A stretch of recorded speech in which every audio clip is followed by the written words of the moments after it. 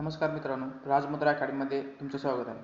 आपण जे IPS सरांच्या सक्सेस अकॅडमीच्या मानवी संसाधन विकास आणि मानवी हक्क या पुस्तकाची जी लेक्चर सिरीज सुरू केली आहे, त्याच्यामध्ये आपण शिक्षण हा टॉपिक अभ्यासत आहोत.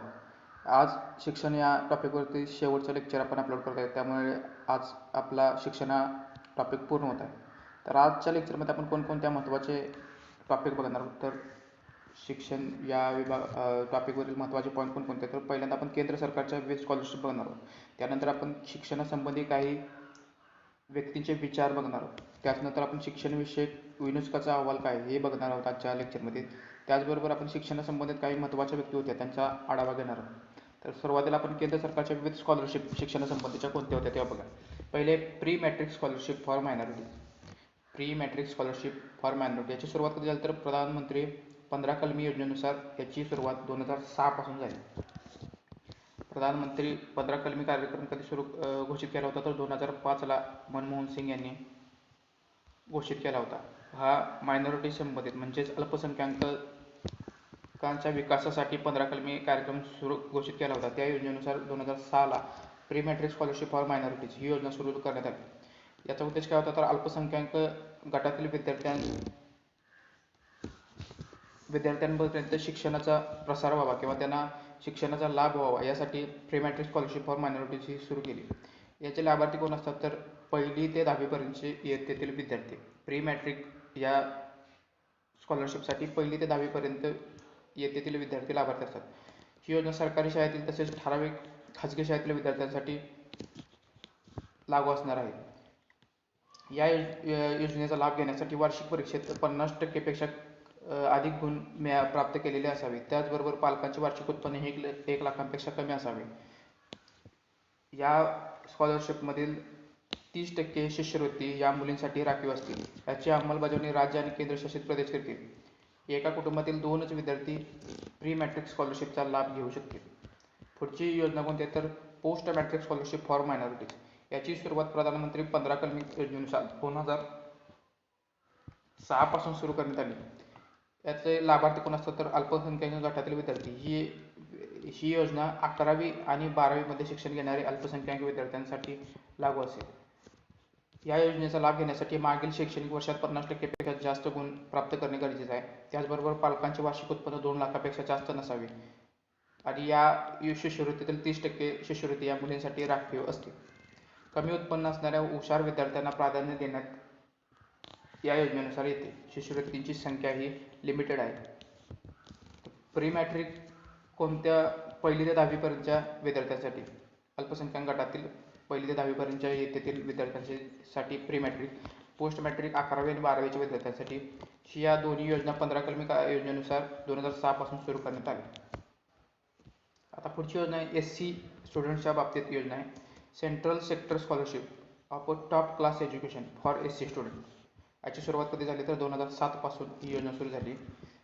ही योजना कोणासाठी आहे तर अनुसूचित जातीतील मुलांना गुणात्मक उच्च शिक्षण देण्यासाठीची योजना आहे. 12वी नंतरच्या शिक्षणासाठी प्रोत्साहन देण्यासाठी ही योजना सुरू करण्यात आली होती. देशभरातील 207 संस्थांमध्ये प्रवेश घेतल्यानंतर शिष्यवृत्तीसाठी जो विद्यार्थी पात्र ठरतो. या योजनेचा लाभ घेण्यासाठी वार्षिक उत्पन्न हे 4.5 लाखापेक्षा कमी असावे. Centre sector scholarship of top class education for SC students. Top म्हणजे उच्च शिक्षणासाठी, 12वी नंतरच्या शिक्षणासाठी प्रोत्साहन देण्यासाठी टॉप क्लास एज्युकेशन योजना SC स्टुडंटसाठी 2007 पासून सुरू करण्यात आली. अनुसूचित जातीतील मुलांना गुणात्मक उच्च शिक्षण देण्यासाठी ही योजना सुरू करण्यात आली. पुढची योजना आहे प्री मॅट्रिक आणि post matric scholarship for the students with disabilities म्हणजे अपंग विद्यार्थ्यांसाठीची योजना. प्री मॅट्रिक आणि पोस्ट मॅट्रिक म्हणजेच 1ली ते 10वी आणि 10वी ते 12वी, 11वी आणि 12वीच्या विद्यार्थ्यांना शिक्षण प्रदान करण्यासाठी किंवा शिक्षणाचा प्रसार करण्यासाठी या स्कॉलरशिपची सुरुवात 2014-15मध्ये करण्यात आली.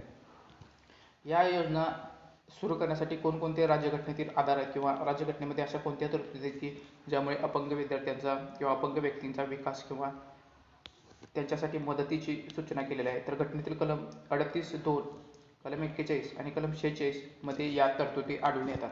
हे वंचित गटांचा विकास, त्याचबरोबर अपंगांचा विकास आणि समाज कल्याण, लोककल्याण साधने यांची पूर्तता करण्यासाठी ही योजना सुरू करण्यात आली.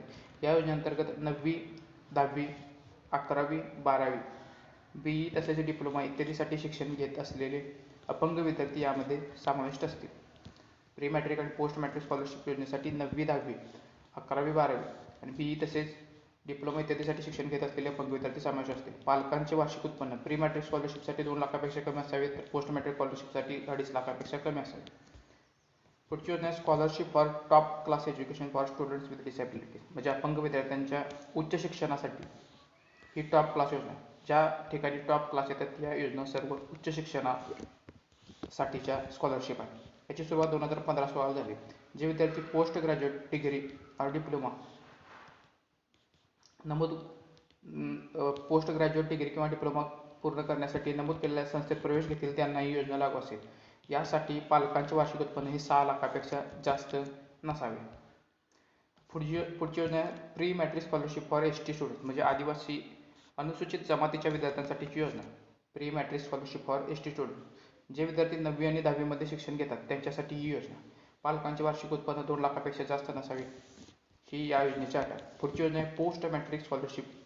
पोस्ट मॅट्रिक स्कॉलरशिप या योजनेची सुरुवात कधी झाली तर अनुसूचित जमातीतील विद्यार्थ्यांसाठीची ही योजना पोस्ट मॅट्रिक स्कॉलरशिप याची सुरुवात 1944-45ला झाली आणि याच्यामध्ये सुधारणा कधी करून ही योजना नव्याने किंवा रिवाइज्ड योजना ही एप्रिल 2013 मध्ये पुन्हा सुरू झाली. जे विद्यार्थी 11वी 12वी ग्रॅज्युएशन आणि पोस्ट ग्रॅज्युएटसाठी शिक्षण घेत आहेत त्यांच्यासाठी ही योजना सुरू करण्यात आली. पालकांचे वार्षिक उत्पन्न 2.5 लाखापेक्षा कमी असावे हे या योजनेचा लाभ घेणाऱ्या विद्यार्थ्यांसाठी अट आहे. तर पुढची योजना आहे top class education for ST students. Top class education for the ST students याची सुरुवात 2007-08ला झाली. या योजनेचे लाभार्थी कोण असणार आहेत तर जे विद्यार्थी नमूद केलेल्या 213 शैक्षणिक संस्थांमध्ये डिग्री तसेच पोस्ट ग्रॅज्युएट स्तरासाठी प्रवेश मिळवतील ते विद्यार्थीसाठी या योजनेसाठी पात्र ठरतील. या योजनेचा लाभ घेण्यासाठी पालकांचे वार्षिक उत्पन्न 4.5 लाखापेक्षा कमी असेल. म्हणजे प्री मॅट्रिक या स्कॉलरशिप आहेत ते 9वी 10वी किंवा 10वीपेक्षा कमी पर्यंत शिक्षणासाठी आहेत. तर पोस्ट मॅट्रिक या 10वी 11वी 12वी या शिक्षणासाठी आहेत आणि टॉप क्लास जे एज्युकेशन आहे टॉप क्लास एज्युकेशन स्कॉलरशिप आहेत त्या डिग्री किंवा पदवीपर्यंत शिक्षण किंवा पदव्युत्तर शिक्षण पूर्ण करण्यासाठीच्या स्कॉलरशिप आहेत. तर पुढची योजना आहे Swami Vivekananda scholarship for single girl child. Swami Vivekananda scholarship for single girl child याची सुरुवात कधी झाली तर 2015-16ला या योजनेची सुरुवात झाली. याचा उद्देश काय तर मुलींच्या उच्च शिक्षणासाठी प्रोत्साहन देणे आणि लहान कुटुंबास प्रोत्साहन देणे हे 2 उद्देश Swami Vivekananda scholarship for single girl child या योजनेचे उद्देश आहे. यानुसार समाजातील एकच मुलगी असलेल्या कुटुंबातील मुलींचे महत्त्व अधोरेखित करणे, एकच मूल म्हणून मुलीचा स्वीकार करणाऱ्या विचारसरणीस प्रोत्साहन देण्याचा उद्देश या योजनेअंतर्गत ठेवण्यात आला आहे. या योजनेचं स्कॉलरशिपचं स्वरूप काय तर एकच मुलगी असलेल्या कुटुंबातील ज्या मुलींनी सामाजिक शास्त्र या विषयात पूर्णवेळ PhDच्या कोर्सेससाठी प्रवेश घेतला आहे अशा मुलींना फेलोशिप म्हणून 25,000 रुपयाची शिष्यवृत्ती देण्यात येते. एकच मुलगी असलेल्या कुटुंबातील ज्या मुलींनी सामाजिक शास्त्र या विषयात पूर्णवेळ PhD कोर्सेससाठी प्रवेश घेतला आहे अशा मुलींना फेलोशिप म्हणून काही रक्कम देण्यात येते. कोर्सेसचा प्रवेश घेतेवेळी म्हणजे या योजनेचा लाभ घेण्यासाठी कोर्सेसचा प्रवेश घेतेवेळी मुलीचे वय 40पेक्षा कमी असावे ही अट या अंतर्गत ठेवण्यात आली. तसेच आरक्षित गटातील मुलींचे वय हे अधिक 5 वर्ष असण्याची मुभा दिली आहे. म्हणजे जनरल कॅटेगरीसाठी 40 वर्षे वयाची अट घातली आहे आणि आरक्षित समाजातील मुलींसाठी 45 म्हणजे 5 वर्षाचं रिलॅक्सेशन देऊन इतक्या वयाची अट त्यांना लागू असेल. तर या योजनेची अंमलबजावणी म्हणजे Swami Vivekananda scholarship for single girl child याची सुरुवात 2015-16 झाली होती. याची अंमलबजावणी कोण करणार आहे तर विद्यापीठ अनुदान आयोग या योजनेची अंमलबजावणी करणार आहे. आता काही शिक्षणासंबंधी काही व्यक्तींचे विचार, तज्ज्ञ व्यक्तींचे विचार बघूया. सुरुवातीला स्वामी विवेकानंदांनी शिक्षणाची व्याख्या काय केली आहे तर स्वामी विवेकानंदानुसार माणसात अगोदर स्वभावात अस्तित्वात असलेल्या पूर्णत्वाचे प्रकटीकरण म्हणजे शिक्षण. म्हणजे माणसाच्या अगोदरच स्वभावात अस्तित्वात असलेल्या पूर्णत्वाचे प्रकटीकरण म्हणजे शिक्षण. स्वामी विवेकानंदानुसार मानवाच्या स्वभावात अस्तित्वात असलेल्या पूर्णत्वाचे प्रकटीकरण म्हणजे शिक्षण. गुरु रवींद्रनाथ टागोर यांच्या म्हणण्यानुसार अंतिम सत्याचा शोध घेण्यास मनाला सक्षम करणे म्हणजे शिक्षण. टागोरांनुसार त्यांनी शिक्षणाची व्याख्या काय केली तर अंतिम सत्याचा शोध घेण्यास मनाला सक्षम करणे म्हणजे शिक्षण. महात्मा गांधी यांच्या म्हणण्यानुसार शिक्षण म्हणजे काय तर व्यक्तीचे शरीर, मन, आत्मा यातील सर्वोत्कृष्टतेचा विकास करणे म्हणजे शिक्षण. महात्मा गांधी यांच्या म्हणण्यानुसार व्यक्तीचे शरीर, मन आणि आत्मा यातील सर्वोत्कृष्टतेचा विकास करणे म्हणजे शिक्षण. सर्वपल्ली राधाकृष्णन यांच्या मतानुसार बुद्धीचे प्रशिक्षण, अंतःकरणाचे उन्नयन आणि आत्म्याचे अनुशासन म्हणजे शिक्षण आहे. आत्म्याचे अनुशासन म्हणजे शिक्षण असे सर्वपल्ली राधाकृष्णन यांनी शिक्षणाची व्याख्या केली. तर महात्मा ज्योतिबा फुले यांनी शिक्षण हे समाज परिवर्तनाचे हुकमी हत्यार आहे असे संबोधले. पंडित जवाहरलाल नेहरू यांनी शिक्षण म्हणजे वैयक्तिक विकास व चारित्र्य संवर्धन, वैयक्तिक विकास व चारित्र्य संवर्धन असून त्यासोबत सामाजिक विकासही जोडून येतो. तर डॉक्टर बाबासाहेब आंबेडकर यांच्या मतानुसार शिक्षण हे एक सामाजिक समता आणि स्वातंत्र्य यांचे संरक्षण व संवर्धन करणारी शक्ती आहे. तर कर्मवीर भाऊराव पाटील यांच्या म्हणण्यानुसार शिक्षण हा सर्व सुधारणांचा पाया आहे. भगीजूबाई बदेळ यांच्या म्हणण्यानुसार शिक्षण म्हणजे बालकांच्या भावनांची उत्कृष्ट जडणघडणी म्हणजे शिक्षण होय. तर यातील काही महत्त्वाचे कीवर्ड्स बघूया, कोणी काय म्हटले तर स्वामी विवेकानंद यांच्या म्हणण्यानुसार अस्तित्वात असलेल्या पूर्णत्वाचे प्रकटीकरण म्हणजे शिक्षण. तर रवींद्रनाथ टागोर यांच्यानुसार अंतिम सत्याचा शोध घेणे म्हणजे शिक्षण. महात्मा गांधी यांच्या म्हणण्यानुसार व्यक्तीचे शरीर, मन आणि आत्मा यातील सर्वोत्कृष्टचा विकास करणे म्हणजे शिक्षण. सर्वपल्ली राधाकृष्णन यांच्या म्हणण्यानुसार आत्म्याचे अनुशासन म्हणजे शिक्षण. महात्मा ज्योतिबा फुले यांच्या म्हणण्यानुसार समाज परिवर्तनाचे हुकमी हत्यार हेच शिक्षण आहे. पंडित जवाहरलाल नेहरू यांच्या म्हणण्यानुसार वैयक्तिक विकास व चारित्र्य संवर्धन म्हणजेच शिक्षण. डॉक्टर बाबासाहेब आंबेडकर यांच्या म्हणण्यानुसार सामाजिक समता आणि स्वातंत्र्य यांचे संरक्षण व संवर्धन करणारी शक्ती म्हणजे शिक्षण. तर कर्मवीर भाऊराव पाटील यांच्यानुसार सर्व सुधारणांचा पाया हा शिक्षण आहे. भगीजूबाई बदेळ यांच्या म्हणण्यानुसार बालकांच्या भावनांचे उत्कृष्ट जडणघडण करणे म्हणजेच शिक्षण. आता आपण शिक्षणविषयक युनेस्कोचा अहवाल काय होता ते बघूया. तर 21व्या शतकातील शिक्षण या विषयावर युनेस्कोने डेलोर यांच्या अध्यक्षतेखाली 1999ला आंतरराष्ट्रीय आयोग नेमला होता. त्यांनी शिक्षणाचे 4 स्तंभ मांडले. म्हणजे शिक्षण या विषयावर युनेस्कोने कधी आयोग नेमला होता तर 1999ला. कोणाच्या अध्यक्षतेखाली तर डेलोर यांच्या अध्यक्षतेखाली आंतरराष्ट्रीय आयोग 1999ला युनेस्कोने नेमला होता. या आयोगाने शिक्षणाचे 4 स्तंभ मांडले. 4 कोणकोणते स्तंभ तर ज्ञानप्राप्तीसाठी अध्ययन हे पहिला स्तंभ, दुसरा स्तंभ कृतीसाठी अध्ययन, तिसरा स्तंभ सहजीवनासाठी अध्ययन आणि चौथा स्तंभ अस्तित्वासाठी अध्ययन.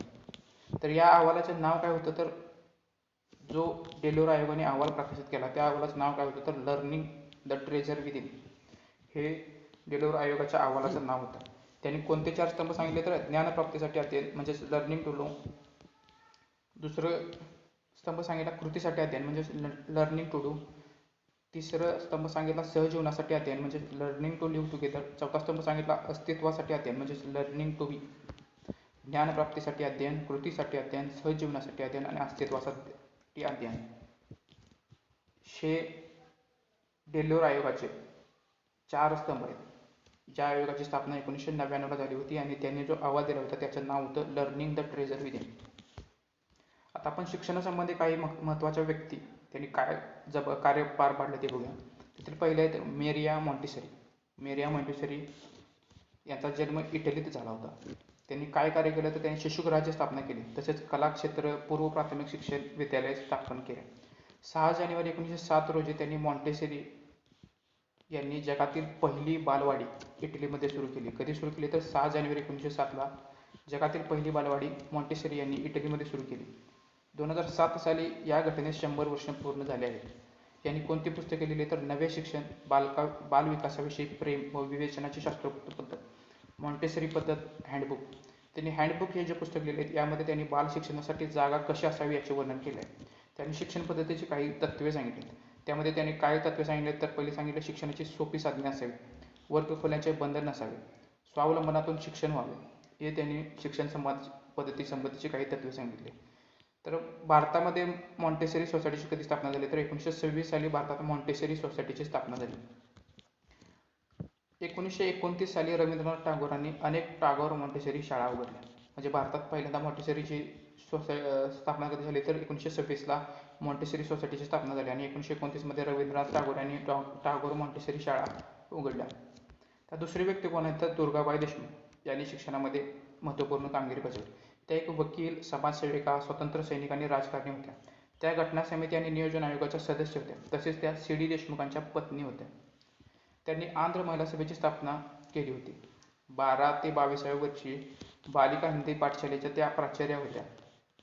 1953 साली स्थापन झालेल्या केंद्रीय समाज कल्याण बोर्डाच्या त्या अध्यक्ष होत्या. 1953ला जो केंद्रीय समाज कल्याण बोर्ड स्थापन करण्यात आला होता त्याच्या अध्यक्षा दुर्गाबाई देशमुख होत्या. त्यांनी 1948ला आंध्र महिला सभेची स्थापना केली होती.